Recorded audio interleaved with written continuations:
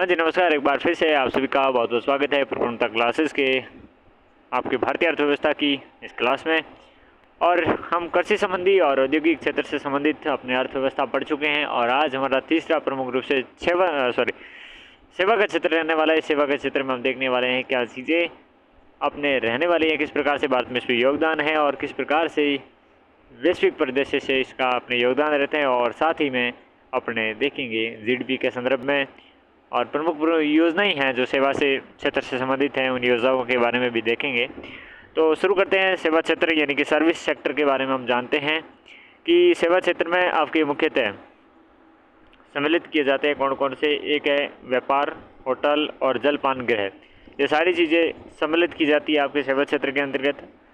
परिवहन है, भंडार है और संचार हैं, ये सारी चीज़ें भी इसके अंतर्गत हैं। वित्तीय सेवाएं हैं, रियल आपके एस्टेट आवासीय गृहों का स्वामित्व है और व्यावसायिक सेवाएं, रियल इस्टेट और आपके आवासीय गृहों का स्वामित्व और व्यावसायिक सेवाएं इसके अंतर्गत आएंगी। और लोक प्रशासन और रक्षा सेवाएं, साथ में अन्य सेवाएं देखने को मिलती हैं।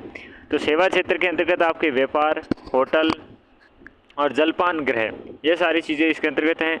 परिवहन, भंडारण एवं संचार, साथ में वित्तीय सेवाएं हैं, रियल इस्टेट या आवासीय गृहों का स्वामित्व और व्यावसायिक सेवाएं, लोक प्रशासन एवं रक्षा सेवाएं, अन्य सेवाएं, ये सारी क्या है इसके अंतर्गत आपको देखने को मिलती हैं।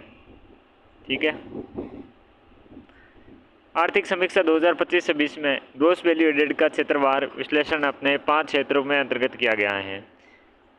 प्राथमिक क्षेत्र में आपके कृषि हैं, पशुपालन है, वानिकी है, मत्स्य और खनन, साथ में उत्खनन, ये सारी चीज़ें किसके अंतर्गत आपके प्राथमिक क्षेत्र के अंतर्गत आते हैं। द्वितीय जो क्षेत्र है इसके अंतर्गत आपके क्या क्या आते हैं। विनिर्माण आता है, निर्माण आता है, बिजली आती है, गैस आता है और जलापूर्ति आता है। तृतीय सेवाएं हैं जिसके अंतर्गत हम सेवाएं पढ़ते हैं। क्या पढ़ते हैं? आपकी सेवाएं पढ़ते हैं, जो तृतीय आपकी सेवाएं के अंतर्गत पढ़ते हैं। ओके, तो इसके अंतर्गत आपके व्यापार, होटल, परिवहन और संचार आते हैं, जिसमें वित्त, रियल इस्टेट हो गया और साथ में व्यावसायिक सेवाएं हो गई। ये सारे भी आपकी क्या इसके अंतर्गत देखने को मिलते हैं। ठीक है। साथ में लोक प्रशासन और रक्षा और अन्य सेवाएं हैं, इसके अंतर्गत आपके आती हैं। तो कुल मिला के 5 आपके ग्रोस वैल्यू एडेड में 2025-26 की आर्थिक समीक्षा के क्षेत्रवास विश्लेषण में आपके 5 क्षेत्रों के अंतर्गत किया जाता है। प्राथमिक क्षेत्र में हमने सारी चीज़ें देखी। द्वितीय क्षेत्र में हमने विनिर्माण, निर्माण, बिजली, गैस और जलापूर्ति देखा। तृतीय क्षेत्र जिसमें सेवाएं पढ़ते हैं और सेवाएं के अंतर्गत व्यापार, होटल, परिवहन, संचार, वित्त, रियल इस्टेट, आपके व्यवसाय सेवाएं, लोक प्रशासन और रक्षा और अन्य सेवाएं हम पढ़ते हैं। इस अध्याय में हम आपके विश्लेषण के तौर पर सेवा क्षेत्र के उपरांत 3 आपके उप क्षेत्र हैं, जिसमें 3, 4 और 5 ये अपने हैं, जो व्यापार, होटल और परिवहन और संचार हैं, वित्त, रियल एस्टेट और व्यावसायिक सेवाएं हैं, लोक प्रशासन, रक्षा एवं अन्य सेवाएं हैं। ठीक है। बात करें भारत में सेवा क्षेत्र की आपकी स्थिति के बारे में बात करते हैं कि भारत में सेवा क्षेत्र की क्या स्थिति है। तो देखिएगा भाई साहब, सेवा के क्षेत्र में अर्थव्यवस्था स्थिरता प्रदान करने वाली ताकत के रूप में उभरा है। तो अर्थव्यवस्था है, इस अर्थव्यवस्था को स्थिरता देने के आपके प्रदान करने के लिए ताकत के रूप में उभरा है। भारत के सकल मूल्य संवर्धन में आधे से ज़्यादा का योगदान कौन दे रहा है? सेवा क्षेत्र दे रहा है। आधे से ज़्यादा आपके सेवा क्षेत्र योगदान दे रहा है। ठीक है। वर्ष दर वर्ष आपके लगभग 7 से 8% की औसत वार्षिक वृद्धि दर्ज की जा रही है आपके सेवा क्षेत्र के अंतर्गत। वित्त वर्ष 26 में 9.1% की आपकी वास्तविक वृद्धि दर रही है। तो वित्त वर्ष 26 है, इसमें 9.1% की आपकी वास्तविक वृद्धि दर रही है किसके अंतर्गत? आपके सेवा क्षेत्र के अंतर्गत। तो वित्त वर्ष है, फाइनेंशियल जो ईयर आपके 26 हैं, इसके अंतर्गत 9.1% आपकी वास्तविक वृद्धि दर रही है। ठीक है साहब। अर्थव्यवस्था में स्थिरता प्रदान करने वाला ताकत के रूप में उभरता है ये उभरता हुआ आपके सेक्टर है ये। ठीक है। भारत के सकल मूल्य संवर्धन में आधे से ज़्यादा का योगदान देता है। प्रति वर्ष दर वर्ष हम बात करें तो 7 से 8% की वार्षिक आपके औसत वृद्धि दर्ज की जा रही है। 26 के ईयर में आपके देखें तो 9.1% वास्तविक वृद्धि दर रही है। भारत दुनिया की सबसे आपके सेवाओं का 7वां सबसे बड़ा आपके निर्यातक रहा है। दुनिया में सेवाओं का 7वां सबसे बड़ा क्या रहा है? निर्यातक रहा है। विश्व में सेवाओं के व्यापार की आपकी हिस्सेदारी देखें 2005 में 2% से दुगुनी से ज़्यादा होकर 2024 में 4.3% की हो गई है। तो कुल कुल मिला के आपके 2x से भी ज़्यादा हो चुकी है। किसमें? विश्व में सेवा की व्यापार में उनकी आपकी हिस्सेदारी है 2005 में 2% थी, आपके यहाँ पर 2024 तक 4.3% हो गई है। यह सेक्टर सबसे अधिक प्रत्यक्ष विदेशी निवेश प्रभाव प्राप्त करने वाला सेक्टर बना हुआ है। तो ये सेक्टर है सबसे अधिक आपके प्रत्यक्ष विदेशी निवेश, प्रत्यक्ष आपकी क्या है विदेशी निवेश जो प्रवाह है प्राप्त करने वाला क्या है सेक्टर बना हुआ है। ओके, विश्व में सेवाओं का रुझान देखें तो कोविड-19 में महामारी ने पर्यटन, आतिथ्य, परिवहन जैसी संपर्क आधारित सेवाओं को बुरी तरह से प्रभावित किया है साहब। जबकि आपकी आईटी, वित्त और पेशेवर सेवाएं हैं, सभी डिजिटल रूप से दी जाने वाली सेवाओं के विस्तार में तेज़ी आई है, जो कि आपके बाद वाली सेवाएं जैसे उच्च मूल्य सेवाएं हैं। इसलिए महामारी के बाद इस संरचनात्मक बदलाव से वैश्विक मूल्यवर्धन में सेवाओं का हिस्सा बढ़ रहा है। भले ही कुल मिलाकर सेवाओं की वृद्धि महामारी से पहले की अवधि 2015 से 19 तक की तुलना में कम हो गई है। विश्व बैंक की आपके डेटा के अनुसार 2024 में भारत के सकल घरेलू उत्पाद में सेवाओं का हिस्सा महामारी के पहले औसत लगभग आपके 1.5% अंक बढ़कर 49.9% हो चुका है। तो कितना वैश्विक महामारी हुई उसके पहले के औसत से लगभग 1.5% आपके अंक बढ़कर यानी कि 49.9% हो गया है। तो यानी कि बात करें तो कुल मिला के विस्तार हुआ है कोविड-19 के बाद भी देखें तो इस क्षेत्र में आपके विशेष तौर से विभिन्न आपके अर्थव्यवस्थाओं के सकल घरेलू उत्पादों वर्तमान कीमत में सेवाओं की हिस्सेदारी देखें। विभिन्न अर्थव्यवस्था के सकल घरेलू उत्पादों में आपके वर्तमान कीमत में सेवाओं की हिस्सेदारी देखें तो देश या फिर अर्थव्यवस्था प्री कोविड स्तर से मैं देखें तो जिसमें 2005 से आपके 2015 से 2019 और फिर है प्री कोविड में अंतर यानी कि 2024। तो देखें तो यूनाइटेड स्टेट है जिसमें 78.9% आपका था, जो 2024 में 79.7% रहा। कुल मिला के 0.8% की आपकी प्री कोविड से अंतर देखने को मिलता है। यूरोपियन यूनियन 65.2% था, 66.1% हो गया, 66.1% हो गया यानी कि 0.9% का वृद्धि दर्ज की गई है आपकी यूरोपियन यूनियन में भी। भारत में देखें तो 48.3% था, अब 49.9% हो गया। टोटल मिला के कितना 1.5% का क्या हुआ है प्री कोविड से अंतर आपके देखने को मिला है। यूनाइटेड किंगडम के बारे में बात करें तो 70.8% था, जिसमें 72.8% 2024 में हो गया है और जो 2.0% का क्या हुआ है वृद्धि हुई है। तो अच्छी खासी वृद्धि दर्ज की गई है। चीन में 53.6% था, 56.7% हो गया यानी कि 3.2% की आपकी वृद्धि दर्ज की गई है प्री कोविड से अंतर देखें तो। वैश्विक औसत आपके 65.1% आपके प्री कोविड स्तर में था, जो 2015 से 19 तक था और यहाँ पर आपके 2024 में 66.3% हो चुका है यानी कि 1.2% की आपकी क्या है अंतर दर्ज किया गया है। ठीक है साहब। हालांकि विस्तार के बाद भारत की सेवा क्षेत्र में वृद्धि दर वित्त वर्ष 2024 में 7.2% की रही, जो कि पूर्व कोविड काल आपके फाइनेंशियल ईयर 15 to 19 की वृद्धि दर 7.6 की तुलना में 0.4% कम है। विस्तार के बाद भी आपने भारत की सेवा क्षेत्र में वृद्धि दर है, तो ये वृद्धि दर है वित्त वर्ष 2024 में 7.2% की रही है, जो पहले की तुलना में आपकी 7.6 थी। तो तुलना में क्या 0.4% की कमी हुई है किस चीज़ में? सेवा क्षेत्र में वृद्धि दर में। ठीक है। तो कुल मिला के हमने चीज़ें देखी कि भाई विभिन्न अर्थव्यवस्था में सकल घरेलू उत्पाद हैं जो वर्तमान कीमत में है। सेवाओं की हिस्सेदारी हमने देखी, तो सेवाओं की हिस्सेदारी आपके यूनाइटेड स्टेट की देखी जो पहले 78.9% था। ठीक है साहब। फिर बढ़ के 79.7% हो गया यानी कि 0.8% का आपके अंतर दर्ज किया गया। यूरोपियन आपकी यूनियन 65.2% था, जो 66.1% हुआ, 0.9% का अंतर दर्ज किया गया। भारत 48.3% था, अब बढ़कर 49.9% हुआ। कुल मिला के आपके 1.5% का अंतर दर्ज किया गया। यूनाइटेड किंगडम जो 70.8% था, जो अब 72.8% हो गया यानी कि 2% का अंतर दर्ज किया गया। चीन में आपके 53.6 से 56.7% हुआ, जिसमें आपके देखें तो 3.2% का अंतर दर्ज किया गया। वैश्विक स्तर में 65.1% से 66.3% हुआ यानी कि 1.2% का आपके दर्ज किया गया देखने को मिलता है। सेवा क्षेत्र में जीवीए में विभिन्न आपके देशों की वृद्धि दर देखते हैं, तो आपके 2015 से 19 तक 2024 और हम फिर अंतर देखते हैं। तो ग्रोस वैल्यू एडेड में सेवा क्षेत्र में देशों की वृद्धि दर देखते हैं तो चीन में 8.0% पहले वृद्धि दर थी, जो अब आपकी क्या 2024 में 5% हो गई, यानी कि आपके माइनस कितने 3.1% का माइनस देखने को मिलता है, अंतर देखने को मिलता है। तो ग्रोस वैल्यू एडेड में आपकी क्या है, देशों में क्या वृद्धि दर है वो कम हुई है। यूनाइटेड स्टेट में 1.3% थी पहले और अब हो गई है 0%, यानी कि माइनस कितना हुआ है, अपने 1.3% का अंतर दर्ज किया गया है। यूरोपियन यूनियन 2.2% था, 1.5% आपकी वृद्धि दर है 2024 में, तो माइनस जो आपकी 0.7% का हुआ है। यूनाइटेड किंगडम की बात करें 2.1% था, अब 1.4% हो गया, तो इसमें भी 0.7% का कपड़ा हुआ है। भारत में यही देख लो आपके 7.6% था, अब 7.2% हो गया, यानी कि अब 0.4% का आपके डिक्रीजन देखने को मिलता है।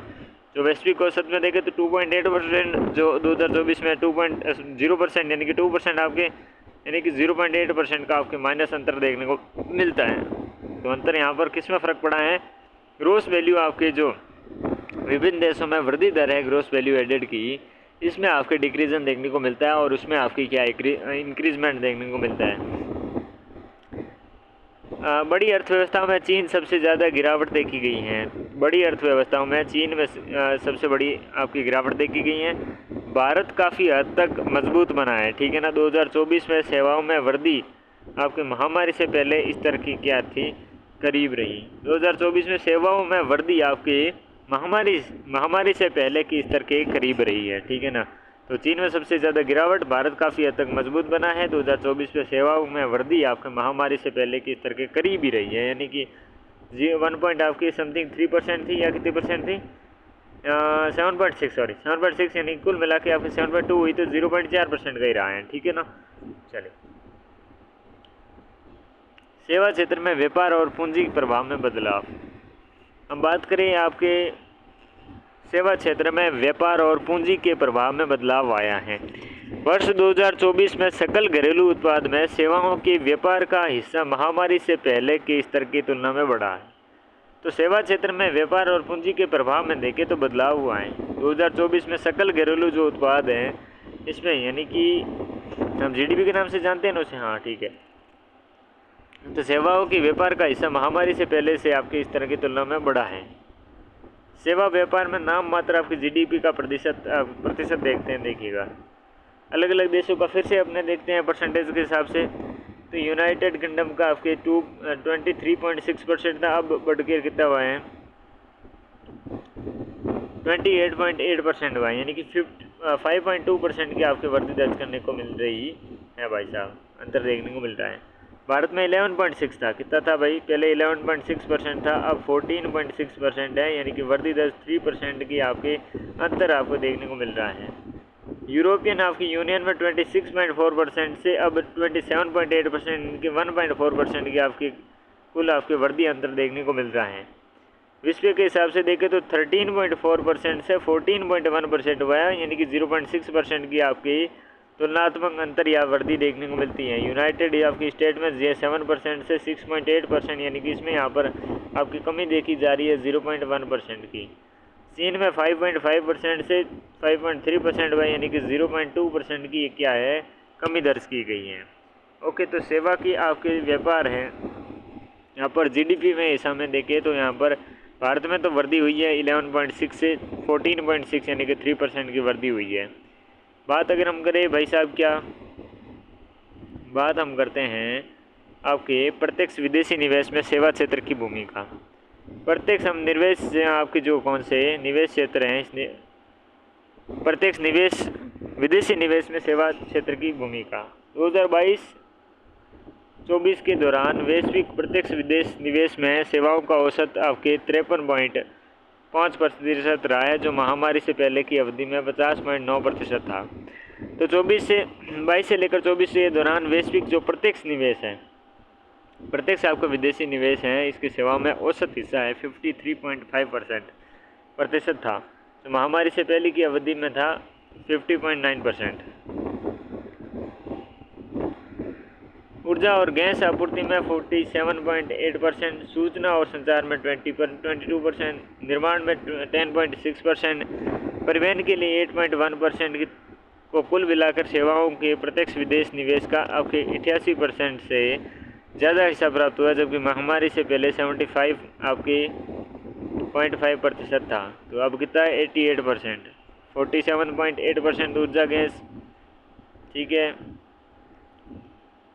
संचार और आपके सूचना में 22%, निर्माण में 10.6%, परिवहन में 8.1%, टोटल 88%, जबकि महामारी से पहले ये आपके 75.5% था। भारत में अगर हम बात करें भाई साहब, भारत के प्रत्यक्ष विदेशी निवेश में योगदान देखें तो भारत का वित्त वर्ष अगर देखें 23 और वित्त वर्ष 23 और वित्त वर्ष 25 के दौरान सेवा क्षेत्र में प्रत्यक्ष विदेशी निवेश का प्रवाह कुल प्रत्यक्ष विदेशी निवेश के औसत 80.2 आपके प्रतिशत रहा है। यानी कि भारत का जो वित्त वर्ष है 23 से लेकर 25 तक के दौरान सेवा क्षेत्र में प्रत्यक्ष विदेशी निवेश का प्रवाह कुल प्रत्यक्ष आपके विदेशी निवेश का औसतन 80.2% रहा है। जो महामारी से पहले की अवधि वित्त वर्ष आपकी क्या 16 टू आपके वित्त वर्ष 20 के 77 आपके 0.7% से अधिक है, जिसमें शीर्ष प्राप्तकर्ता क्षेत्र हम देखें तो इस प्रकार से रहेंगे। तो देखिए भाई साहब क्या बात है कि यहाँ पर 80.2% रहा है, जो कि महामारी से पहले की अवधि यानी कि 16 टू 20 में के 77.7% से अधिक है। कितना है 80.2% है। शीर्ष प्राप्तकर्ता निम्न क्षेत्र कौन कौन से हैं? सूचना और संचार सेवाएं आपकी 25.8% करती है। व्यापार सेवाएं हैं ये आपके 23.8% करती हैं, जो शीर्ष पर हैं, ठीक है। वित्त और बीमा आपके 14.2% करती हैं। ऊर्जा और गैस आपके 20.8% करती हैं। अच्छा जी, और क्या है? ट्रेडिंग है जो आपके 20.2% करती है, जो आपके ट्रेडिंग ने किया है, काफ़ी निवेश आकर्षित किया है। तो सूचना और संचार सेवाएं 25.8%, 23.8% व्यापार सेवाएं, वित्त सेवाएं 14.2%, ऊर्जा आपकी गैस में 12.8%, ट्रेडिंग में आपकी 12.2%। कुल मिलाकर इन क्षेत्रों पर सेवाओं का प्रत्यक्ष विदेशी निवेश लगभग आपके 89% का हिस्सा था। लगभग कितना है 89% का हिस्सा था। समझ में आ गया ना अपने? भारत के प्रत्यक्ष विदेशी निवेश में योगदान हमने देखे। भारत के ये प्रत्यक्ष विदेशी निवेश में है योगदान। भारत के सेवा क्षेत्र में प्रदर्शन में हाल के रुझान। वित्त वर्ष 2026 में भारत की जीडीपी में सेवा क्षेत्र का योगदान 53.6% रहा है। तो भारत की जीडीपी में 53.6% का योगदान रहा है, जो कोविड के पूर्व के काल से 2.3% ज़्यादा है। भारत की जीडीपी में हिस्सा देखें, अलग अलग क्षेत्र में देखें, और सबसे पहले हम प्री कोविड की बात करते हैं। 16 टू और 20 तक आपके वित्त वर्ष से की पहली 6 माही की बात करेंगे, फिर वित्त वर्ष 25 की पहली 6 माही की, फिर वित्त वर्ष पहली आपके 6 मई 26 की। लोक प्रशासन एवं रक्षा और अन्य सेवाओं में पहले आपके था 12.6%, फिर वह 13.7% वित्त वर्ष की आपके 6 मई 25वें वर्ष की, और फिर अब आपकी कितनी है 26वें की 14.3। तो 12.6 से 13.7 फिर 14.3 लोक प्रशासन और रक्षा एवं अन्य सेवाएं से संबंधित। वित्तीय आपकी रियल इस्टेट और पेशेवर सेवाएं हैं वो 22% थी पहले, फिर आपकी 23.7% हुई, और वर्तमान में आपके देखे 6 मई पहले की 24.3% रही। तो 22, 23.7 और फिर 24.3। फिर अगर हम बात करें व्यापार, आतिथ्य, परिवहन और संचार संबंधी, तो पहले कितनी 16.7% थी, अब फिर 15.1% हुई, फिर 15% हुई। तो व्यापार, आतिथ्य और परिवहन और संचार संबंधी क्षेत्र में क्या है, हमें डिफ्लेक्शन देखने को मिल रहा है। भारत की जीडीपी में हिस्सा इस क्षेत्र में देखें तो कम होता जा रहा है। संपूर्ण आपके सेवा क्षेत्र में 51.3% है, जो आपकी क्या है 25 की पहली में देखें तो 52.6%, और वर्तमान में अपने पहली 6 माहियों में देखें 26वें में वित्त वर्ष में तो 53.6% है। अब देखो बात क्या क्या निकल के आती है, इतना जो इसमें पढ़े हैं उसकी बातें देखें। तो वित्तीय, रियल इस्टेट एवं पेशेवर सेवाएं सेक्टर आपके सर्विस ग्रोथ का मुख्य घटक हैं। वित्तीय आपके रियल वित्तीय रियल इस्टेट, यहाँ पर देखिए ये रहा वित्तीय रियल इस्टेट है, पेशेवर सेवाएं हैं सेक्टर सर्विस ग्रोथ का आपके मुख्य घटक हैं। लोक प्रशासन, रक्षा और अन्य सेवाओं ने महामारी से पहले के रुझान से सबसे ज़्यादा तेज़ी से बढ़ना जारी रखा है, जिसे जनता द्वारा लगातार खर्च करने और सेवा आपूर्ति से समर्थन मिला है। लगातार खर्च करने और सेवा आपूर्ति से समर्थन मिला है। ठीक है। व्यापार, आतिथ्य, परिवहन, संचार और संबंधित आपकी सेवाएं में वृद्धि मोटे तौर पर महामारी के पहले की औसत के करीब है। क्या है? औसत के करीब ही रहा है। ठीक है ना। संबंधित क्षेत्र हैं वहाँ सेवाओं में वृद्धि मोटे तौर पर आपके महामारी से पहले के औसत के करीब ही रही। भारत की सेवा क्षेत्र में वृद्धि आपकी फाइनेंशियल ईयर जो 26 है पहली 6 माही में 9.3% की रही, जबकि आपकी फाइनेंशियल ईयर 25 की पहली 6 माही में 7% रहा। तो भारत की सेवा क्षेत्र में वृद्धि दर फाइनेंशियल ईयर 26 की पहली 6 माही 9.3% और पहले कितनी थी? 25 की आपकी पहली 6 माही में 7% थी। तो वृद्धि दर बढ़ रही है इस हिसाब से। भारत के कोविड के पूर्व की काल की वृद्धि दर की तुलना में फाइनेंशियल ईयर 26 की पहली 6 माही में वृद्धि दर 1.3% रही, जबकि फाइनेंशियल ईयर 25 में अपने देखे पहली 6 माही में कितनी 0.9% की कमी रही थी। तो 1.3% की आपकी अभी वृद्धि हो रही है। स्थिर कीमत पर सेवा के विभिन्न आपके उप क्षेत्रों की कोविड पूर्व औसत दर के सर से अंतर देखते हैं। तो स्थिर कीमतें हैं उस पर सेवा के विभिन्न जो उप क्षेत्र है उसके कोविड के पूर्व के औसत वृद्धि दर के अंतर देखते हैं। उप क्षेत्र पहली 6 माही वित्त वर्ष 26 की अपनी पहली 6 माही और वित्त वर्ष 2025 की। लोक प्रशासन, रक्षा और अन्य सेवाओं में आपके 2.6% थी, अब हैं। ठीक है ना। पहली आपके 6 वित्त वर्ष जो 26 है उसकी पहली 6 माही में पहले कितनी थी? 1.8%। यहाँ पर वित्तीय रियल और स्टेट में पेशेवर सेवाएं में 1.9% आपकी क्या है, और पहले आपकी थी माइनस में देखें तो 1.0%। तो 2.9% की वृद्धि देखने को मिल रही है। व्यापार, आतिथ्य, परिवहन, संचार और संबंधित देखें तो 5 आपके पहली जो सेवाएं है वित्त वर्ष आपकी इसमें 0.5% की रही, और जो वित्त वर्ष 25 है इसमें 2.7 माइनस में रही है अंतर। संपूर्ण सेवाएं देखें तो 1.3% की रही है आपके। इसमें स्थिर कीमतों पर सेवा के विभिन्न उप क्षेत्रों की कोविड पूर्व औसत वृद्धि दर में अंतर। तो स्थिर कीमतों पर क्या है? सेवा के विभिन्न उप क्षेत्रों की हम बात कर रहे हैं, कोविड पूर्व औसत वृद्धि दर में अंतर देख रहे हैं। तो 1.3 यानी कि जो माइनस में आपके 0.9% था, अब 1.3% का आपकी क्या है देखने को मिल रहा है पहली 6 माही में 2026 के वित्त वर्ष में। सेवा क्षेत्र के संबंध में नीति आयोग की रिपोर्ट देखते हैं। सेवा के क्षेत्र है इससे संबंधित आपके जो आयोग की रिपोर्ट है इसके बारे में देखते हैं। तो अक्टूबर 2025 है इसमें नीति आयोग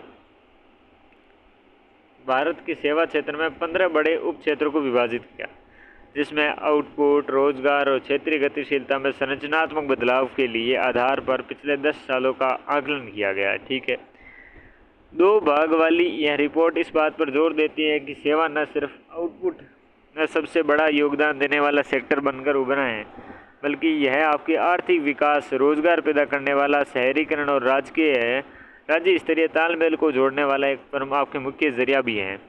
तो 2 भाग वाली एक रिपोर्ट इस बात पर जोर देती है कि सेवा न सिर्फ आपके आउटपुट में सबसे बड़ा योगदान देने वाला सेक्टर बना है, बल्कि यह आर्थिक विकास और रोजगार पैदा करने वाला, शहरीकरण और राज्य स्तरीय तालमेल को जोड़ने वाला एक मुख्य जरिया भी बना है। ठीक है ना। रोजगार में योगदान देखें तो इसका, तो भाई साहब रोजगार में योगदान देखें सबसे पहले अपने सेवा क्षेत्र हैं उससे संबंधित नीति आयोग की रिपोर्ट देख रहे हैं। तो चीज़ें हमने देखी भाई कि 2025 अक्टूबर में अपने नीति आयोग के सेवा क्षेत्र में 15 बड़े उप क्षेत्र को विभाजित किया। इसमें आउटपुट हैं, रोजगार हैं, क्षेत्रीय गतिशीलता है, संरचनात्मक बदलावों के आधार पर पिछले 10 सालों का आकलन किया गया। 2 भाग वाली यह रिपोर्ट इस बात पर जोर देती है कि सेवा न सिर्फ आउटपुट से संबंधित सबसे बड़ा योगदान देने वाला सेक्टर बनकर उभरा है, बल्कि ये आर्थिक विकास, रोजगार पैदा करने वाला, शहरीकरण और राज्य स्तरीय तालमेल है उसको बढ़ाने वाला एक मुख्य जरिया भी है। ठीक है ना। तो रोजगार में योगदान देखें तो कुल रोजगार में सेवा के क्षेत्र का हिस्सा है आपके 30%।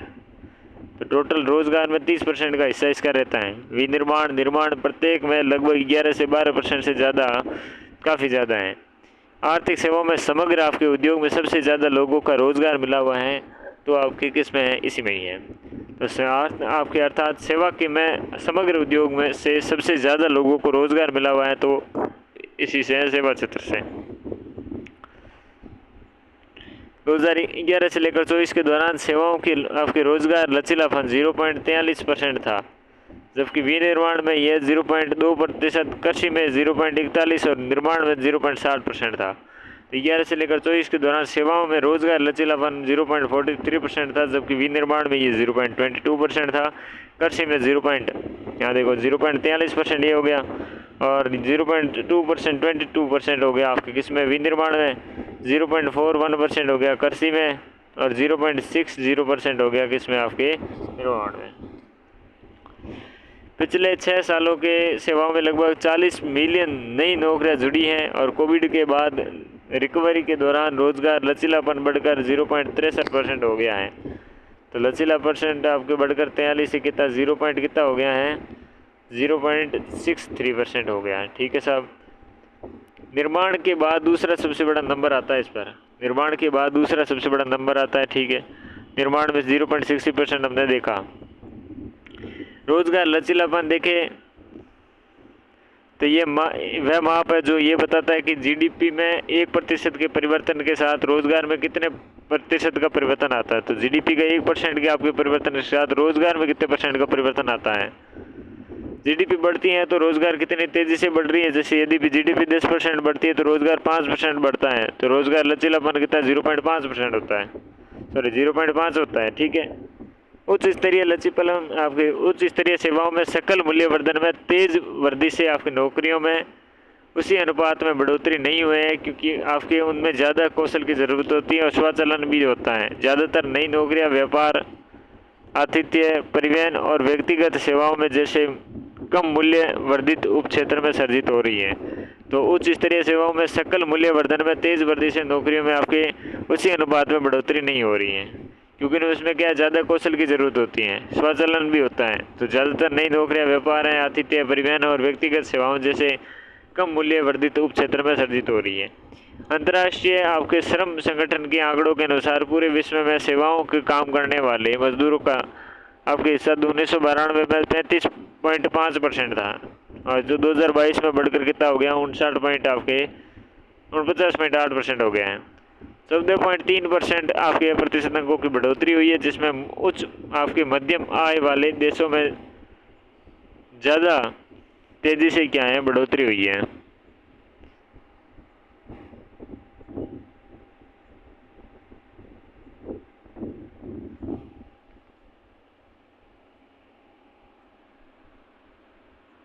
तो बढ़ोतरी का सीन किसमें देखने को मिला है भाई साहब, आपकी बढ़ोतरी का सीन देखे तो अंतर्राष्ट्रीय श्रम संगठन के आंकड़ों के अनुसार हमने देखा तो 1992 में 35.5% से बढ़कर आपके 2022 में 49.8% हो गया है। 14.3% की आपकी बढ़ोतरी हुई है, जिसमें उच्च आपके मध्यम आय वाले देशों में ज़्यादा तेजी से बढ़ोतरी हुई है। 21.8% आपके अंकों की बढ़ोतरी हुई है। भारत में यह बदलाव ज़्यादा धीरे धीरे हुआ है। इसी अवधि के सेवाओं में रोजगार 22.1% से बढ़कर 30% हो गया है, यानी कि 8.9% की आपके अंकों की बढ़ोतरी हुई है। सेवा के में 51.5% मजदूर नियमित वेतन वाली नौकरी में है, जबकि कृषि में ये 1% है। उद्योग में 25.5% है। इसलिए सेवाओं में नौकरी की गुणवत्ता बेहतर बनी हुई है। नौकरी में कितना है 51.5%, तो कृषि में सिर्फ 1% है। उद्योग में 25% है। ठीक है, 25.5% है। रोजगार में क्षेत्रीय और लैंगिक असमानता देखें तो भारत में सेवा क्षेत्र में रोजगार ज़्यादातर शहरी इलाकों में 60% से ज़्यादा शहरी मजदूर सेवा क्षेत्र में काम करते हैं, जबकि ग्रामीण क्षेत्रों में यह आंकड़ा 20% से कम है। ग्रामीण क्षेत्र सेवा क्षेत्र में सिर्फ 10.5% महिलाएं आपके सेवा क्षेत्र में काम करती, जबकि शहरी इलाकों में आंकड़ा लगभग 60% का है। कुछ आपके विशिष्ट उप क्षेत्र में वेतन अंतर में आपकी विपरीत रुझान है। सूचना और संचार सेवाओं में शहरी महिलाओं के रोजगार की आय लगभग 2000 है, जबकि पुरुषों की रोजाना की आपके 729 रुपये की है।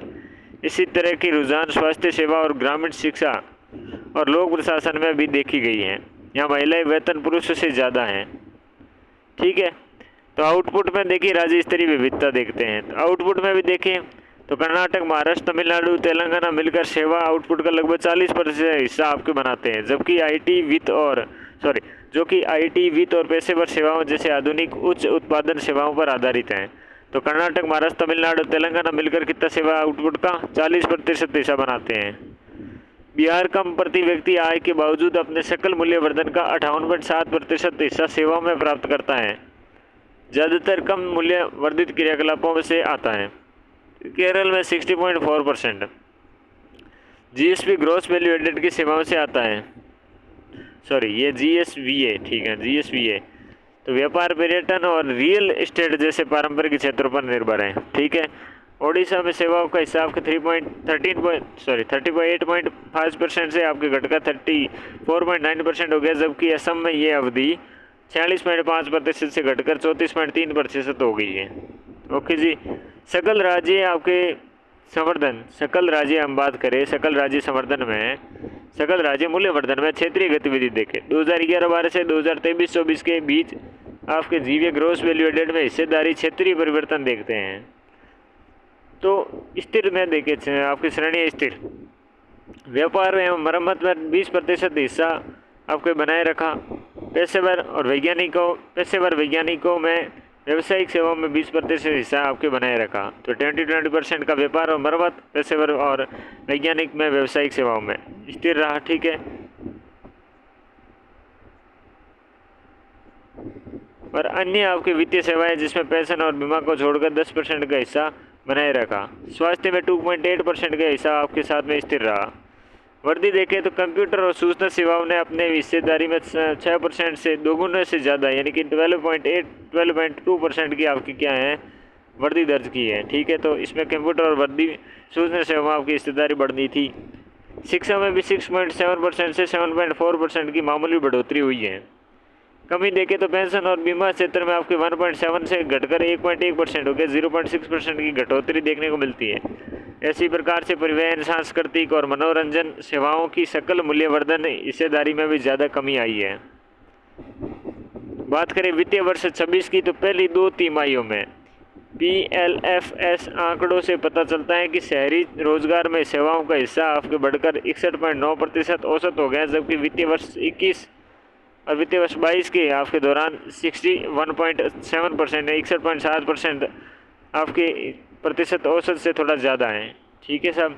वित्तीय वर्ष 26 के अप्रैल जुलाई के कर्मचारी भविष्य निधि संगठन के आंकड़ों से पता चलता है कि औपचारिक रोजगार में लगातार बढ़ोतरी हुई है, जिससे निवल रोजगार में बढ़ोतरी की सेवाओं का हिस्सा आपके 51.7% है। तो वित्तीय वर्ष 27 में अप्रैल जुलाई के कर्मचारी भविष्य निधि संगठन के आंकड़ों का पता चलता है कि औपचारिक रोजगार में लगातार बढ़ोतरी हुई है। निवल रोजगार में बढ़ोतरी में सेवाओं का हिस्सा 51.7% आपके रहा है। PMI आपके सेवा सूचकांक, अब देखें PMI आपके सेवा सूचकांक देखते हैं। तो देखिएगा